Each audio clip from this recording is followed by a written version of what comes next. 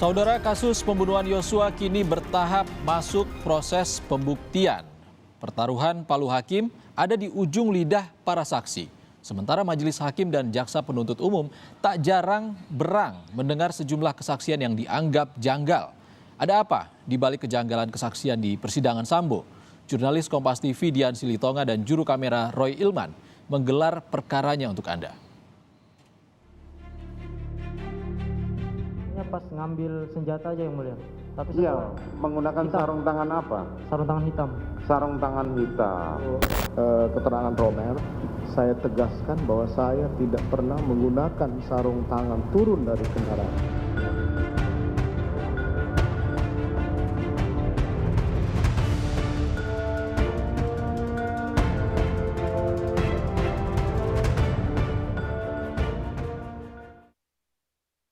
Saling silang di ruang sidang dimulai. Saling jegal untuk selamatkan diri sendiri juga kentara lewat alibinya sendiri. Disumpah di hadapan yang suci menjadi tantangan keabsahan saksi. Disinilah kebijaksanaan yang mulia hakim diuji untuk tajam mencermati antara Muslihat Sambo versus para saksi. Tak jarang hakim tunjukkan sikap berang kala mendengar keterangan orang dekat Sambo dan Putri di muka sidang. Ada narasi janggal yang dari perspektif hakim sengaja diciptakan oleh sejumlah saksi. Contohnya, cerita mantan ajudan Ferdi Sambo, Daden Miftahul, yang kukuh tak lihat rekan sesama ajudan Sambo, Azan Romer, ketika tiba di rumah Saguling pasca peristiwa penembakan Yosua di Duren 3. Saudara tidak melihat Rommel naik apa? Siap. Makin kacau lagi. Siap yang boleh. Gimana? Orang dia tadi saudara lihat meninggalkan rumah Saguling bawa mobil dengan saudara Ferdi Sambo. Sekarang Rommel datang saudara nggak lihat. Iya yang mulia. Betul. Terus setelah itu apa yang saudara tanya pada Rommel? Saya tanya kejadian seperti apa bang? Saya bilang gitu. Kan seharusnya saudara bertanya. Iya, saya bertanya. Bukan pertanyaan itu yang saudara ajukan pertama. Harusnya bertanya. Loh, kepada ama siapa bang datang ke sini? Bapak mana? Itu pertanyaan yang wajar. Selain hakim, jaksa penuntut umum juga menilai janggal soal cerita CCTV rumah Sambo yang rusak sejak 15 Juni, namun tak kunjung diperbaiki. Dirianto atau Kodir bersaksi sudah melaporkan kerusakan CCTV rumah Duren 3 kepada Yosua selaku kepala urusan rumah tangga di keluarga Sambo. Setelah saksi tahu itu tidak ada sinyalnya di via tersebut, apa yang saksi lakukan? Saya menyampaikan ke almarhum Joshua, Pak. Menyampaikan ke almarhum Joshua waktu itu tanggal 15 Juli. Siap. Apa yang saksi sampaikan? Om, CCTV-nya mati. Kenapa saksi menyampaikannya kepada almarhum Joshua? Karena almarhum yang bertanggung jawab untuk kerusakan atau kepentingan rumah, Pak. Kepentingan rumah termasuk yang di Duren 3 nomor 46 ini? Siap. Itu urusannya dengan almarhum Joshua? Iya, Pak. Pada saat itu apa kata almarhum Joshua? Iya Om, nanti saya betulin. Tapi ada dibetulkan sudah tuh? Iya Pak. Setelah saksi lapor, apakah CCTV tersebut ada diperbaiki? Belum Pak. Belum? Sampai saat kejadian tanggal 9, tanggal 8? Siap. Skenario Sambo juga perlahan mulai terpatahkan. Satu persatu saksi ungkap fakta berbeda dari pengakuan Ferdi Sambo. Mantan ajudan Ferdi Sambo, Azan Romer, saat itu ikut bersaksi soal sarung tangan hitam misterius.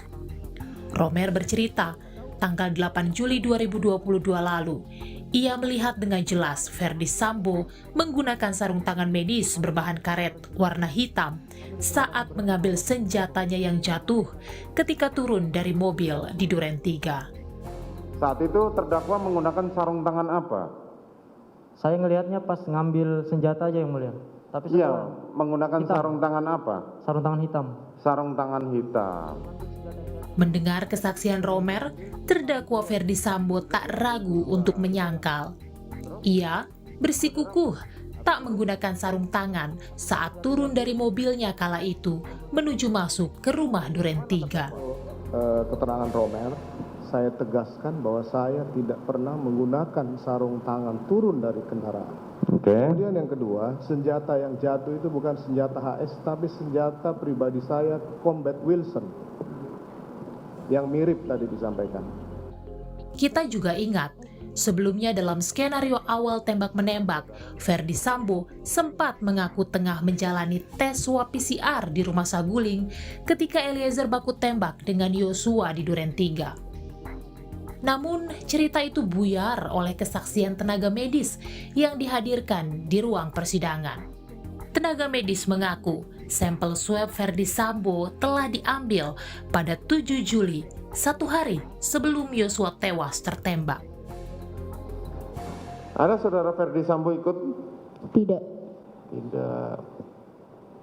Tadi yang di swab siapa saja? Saya di tanggal 7. Oh, saudara di tanggal 7. Di tanggal 7, oke. Di tanggal 7 siapa aja yang saudara swab? Tanggal 7 Bapak FS. Saudara FS, terus? Sama Bapak Daden. Meski sang majikan sudah berpindah dari Saguling ke rumah tahanan, tetapi gerombolan pelayan tetap setia abdikan diri. Bukanlah tidak mungkin pengabdian itu juga ikut berpindah. Pelayanan yang harusnya cukup dilaksanakan di rumah, ikut bergeser ke ruang sidang. Benarkah Ferdi Sambo dan Putri Chandrawati masih memegang kendali atas diri seluruh para ajudan dan asisten rumah tangga? Termasuk soal memberi kesaksian di pengadilan. Yang juga rutin bikin geleng kepala majelis hakim adalah keterangan para asisten rumah tangga Sambo. Susi berkali-kali dianggap bohong dan mengubah-ubah keterangan, termasuk soal peristiwa Magelang saat Yosua hendak mengangkat Putri yang diduga sedang sakit. Sebelumnya, Susi menjelaskan Yosua lah yang meminta Eliezer agar membantu Yosua untuk membopong Putri ke kamarnya. Tetapi dalam sidang untuk terdakwa Kuat Ma'ruf dan Ricky Rizal, Susi berubah kesaksian. Susi bilang Kuat Ma'ruf lah yang memanggil Eliezer untuk membantu mengangkat Putri ke kamar. Saat mau mengangkat tanggal 4 itu. Karena ada Om Kuat dipanggil Ibu. Iya, pada saat itu saudara rubah lagi keterangan saudara. Kemarin di keterangan saksi Eliezer saudara dengar sendiri, saya di belakang saudara korban pada waktu ngangkat. Tidak jadi mengangkat. Kok sekarang saudara bilang bahwa saudara Kuat memanggil saudara Richard? Om Joshua. Hakim juga menegur saksi ART Ferdi Sambo, sebab ia heran. Hari itu para saksi terlihat lebih lancar menjawab pertanyaan dari tim kuasa hukum Ferdi Sambo dibanding menjawab pertanyaan dari majelis hakim maupun jaksa penuntut umum. Saksi ini lancar banget malam ini jawabannya. Tadi waktu ditanya saya sama ditanya jaksa penuntut umum kayak sakit gigi semua. Ya, terutama si Kodir ini. Lancar banget kamu jawabnya, Dir. Besok kita masih ketemu loh, Dir. Lancar kayak gini nggak, Dir? Pengamat hukum pidana Universitas Trisakti Abdul Fikar Hajar bilang tiap saksi memang cenderung ingin lepas dari dugaan keterlibatan tindak kejahatan. Sehingga wajar kalau kesaksiannya bersifat defensif. Menurutnya, bantahan terdakwa hampir tak punya nilai dalam pertimbangan hakim memutus perkara. Sebab terdakwa memang memiliki hak ingkar. Keterangan saksilah yang paling signifikan pengaruhi keyakinan hakim. Kecenderungan saksi itu menyelamatkan diri, ya seolah-olah dia tidak terlibat gitu. Itu ada kecenderungan seperti itu, gitu. Nah, karena itu kemudian subjektivitas keterangannya itu tidak bisa dihindarkan. Hakim biasanya mengejarnya, dia akan tanya mana yang benar.